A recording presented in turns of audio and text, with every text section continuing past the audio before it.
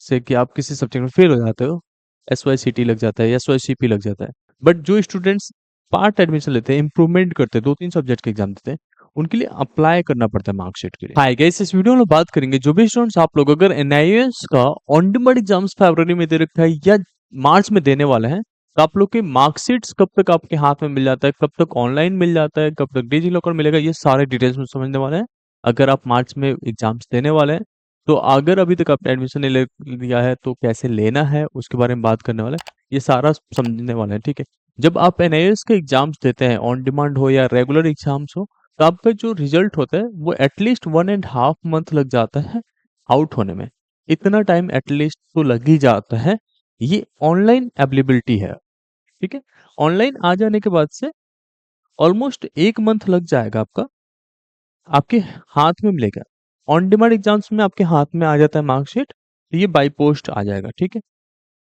अब जैसे रिजल्ट्स ये ऑनलाइन दिख जाता है, उसके 1 मंथ के अंडर में आपका जो मार्कशीट है वो डिजी लॉकर पे भी आ जाता है। अब डिजी लॉकर में कई बार थोड़ा लेट भी हो जाता है क्योंकि एक साथ ही मार्कशीट को सारा अपडेट किया जाता है, बट कभी-कभी जल्दी भी आ जाता है। अब इसमें भी कुछ स्लॉट्स होते हैं, जैसे आपने ऑन डिमांड एग्जाम्स जो है 1 से लेके 15 फरवरी तक दे रखा है, तो आपके रिजल्ट्स थोड़ा पहले अनाउंस हो जाते हैं। अगर आपने 15 फैब से लेके 28 फैब तक दिया है, तो आपके रिजल्ट्स अलग आउट होंगे। फिर सिमिलर वे में मार्च के स्टूडेंट्स के लिए 1 से 15 मार्च तक के लिए अलग, और 15 मार्च से आगे वाले स्टूडेंट्स के लिए 30 मार्च तक के लिए अलग से आउट होता है। इस तरीके से आप अपना 1.5 मंथ जोड़ के एंड देन समझ सकते हो। तो अगर 15 तारीख से पहले आपने फरवरी में एग्जाम दे रखा है, तो मार्च एंड तक आपका एक्सपेक्टेशन है रिजल्ट्स आउट हो जाने का, या अप्रैल के मिड तक, ठीक है। इस तरीके से अगर आपने मार्च में दे रखा है तो मई के मिड तक चला जाता है। एंड अगर आप किसी वजह से बैक लग जाता है, तो आप अगला जो ऑन डिमांड एग्जाम्स होता है उसमें आप अप्लाई कर सकते हो। जैसे लाइक से कि आप किसी सब्जेक्ट में फेल हो जाते हो, SYCT लग जाता है, SYCP लग जाता है, तो उस सब्जेक्ट्स का आप वापस से एग्जाम्स दे सकते हो अपकमिंग ऑन डिमांड एग्जाम्स में। अगर आपने ऑन डिमांड एग्जाम्स में ही रजिस्टर किया, तो केवल ऑन डिमांड एग्जाम्स में ही अपना एग्जाम्स वापस से दे सकते हो, पब्लिक एग्जाम में नहीं दे सकते। लेकिन अगर अपने पब्लिक एग्जाम में दे रखा था और ऑन डिमांड में अभी बैक वाला पेपर दे रहे हैं, जिसमें SYC या SYCP लगा होगा, तो आप उसको वापस से पब्लिक एग्जाम में भी दे सकते हैं एग्जाम फीस पे करने के बाद से। ये चीजें समझ में आ गया होगा।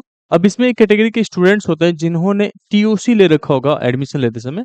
अगर आपके साथ ऐसा है, TOC ले रखा है, तो आपका जो ओरिजिनल मार्कशीट है, ठीक है, ओरिजिनल मार्कशीट आपको बोर्ड को भेजना पड़ता है। तो ये NIOS का हेडक्वार्टर भेजना होगा। ये नोएडा में होता है, तो नोएडा आपको अपना मार्कशीट भेज देंगे। उसके बाद से जो है आपको टोटल मार्कशीट, कंसोलिडेटेड मार्कशीट एक सिंगल मिलता है। जब तक ये ओरिजिनल मार्कशीट TOC केस में नहीं भेजते हैं, तब तक आप जितने सब्जेक्ट का एग्जाम दिए रहते हैं उतने ही होगा। तो ये आपका मार्कशीट है, लेट से आपने 3 सब्जेक्ट का एग्जाम दिया, केवल 3 ही सब्जेक्ट दिखाएगा और हार्ड कॉपी नहीं इश्यू होगा। बट आपने ओरिजिनल मार्कशीट अपना TOC मान लो 2 सब्जेक्ट का था, वो आपने दे दिया है, तो पाँचों सब्जेक्ट्स का दिखाएगा एंड उसके बाद से आपके घर पे भी डिलीवर हो जाता है, ठीक है। अब ये बहुत सारे स्टूडेंट्स के साथ फंस जाता है क्योंकि वो अपना मार्कशीट ही नहीं सरेंडर करना समझ पाते हैं। तो अगर इस तरीके के कुछ भी डाउट्स आता है, अगर NIS के वापस से एग्जाम्स दे रहे हैं या किस तरीके से बुकिंग वगैरह कुछ भी करना है, तो जिस स्क्रीन पर नंबर आ रहा है आप इस पे कनेक्ट कर सकते हैं। आपके प्रैक्टिकल्स, थ्योरीज सब कुछ में हम लोग हेल्प कर रहे होते हैं एग्जाम्स ठीक से कंडक्ट करने में। बहुत सारे स्टूडेंट्स के ये भी क्वेरीज रहता है कि अगर NIS का रिजल्ट आउट होता है, मैं अच्छा परफॉर्म किया था बट फिर भी फेल कर देते हैं, तो मैं क्या कर सकता हूँ। तो उस केस में आपके पास ऑप्शन रहते हैं कि आप या तो SYC का पेपर दे दें, SYCT का या SYCP का या SYC का, ठीक है। इनके पेपर्स होते हैं, वापस से पेपर देते हैं या रीचेकिंग अप्लाई करते हैं।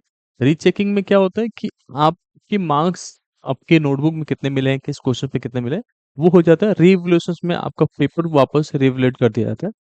तो अगर आपके मार्क्स बढ़ने वाले होते हैं तो बढ़ जाते हैं, अगर नहीं बढ़ने वाले होते हैं तो आपका फिर से बैक रहता है एंड देन वापस से आप बैक पेपर दे पाते हो, ठीक है। एक ये केस रहता है। अब बहुत सारे स्टूडेंट्स की क्वेरी रहता है कि हमारा एग्जाम्स कंप्लीट हो गया, तो हमें डॉक्यूमेंट्स में क्या क्या मिलता है। तो डॉक्यूमेंट्स में आपका तो एक रिजल्ट आएगा ही रहेगा, ये जरूरी है, सबके लिए होता है ये। अब जो बच्चों ने सारे सब्जेक्ट्स के एग्जाम्स देते हैं, मतलब ऑन डिमांड में 2-3 का दिया और आपके 5 सब्जेक्ट टोटल बन रहे हैं, तो आपके रिजल्ट्स आपके घर तक आ जाएंगे और आपका माइग्रेशन सर्टिफिकेट आ जाएगा जो TC के साथ होता है। ये दोनों डॉक्यूमेंट्स आ जाते हैं। बट जो स्टूडेंट्स पार्ट एडमिशन लेते हैं, इंप्रूवमेंट करते हैं, 2-3 सब्जेक्ट के एग्जाम देते हैं, उनके लिए अप्लाई करना पड़ता है मार्कशीट के लिए। अब ये मार्कशीट जब अप्लाई कर देते हैं, तब आपके घर पे, आपके एड्रेस पे आ जाता है। इसके लिए एक छोटा चार्ज पे करना पड़ता है एनआईएस के बोर्ड पे, फिर ये हो जाता है, या हेडक्वार्टर पे जाके भी हो पाता है। ये बहुत ही ईज़ी प्रोसेस होता है एनआईएस में, बट जानकारी नहीं होने की वजह से समय ज़्यादा खिंच जाता है।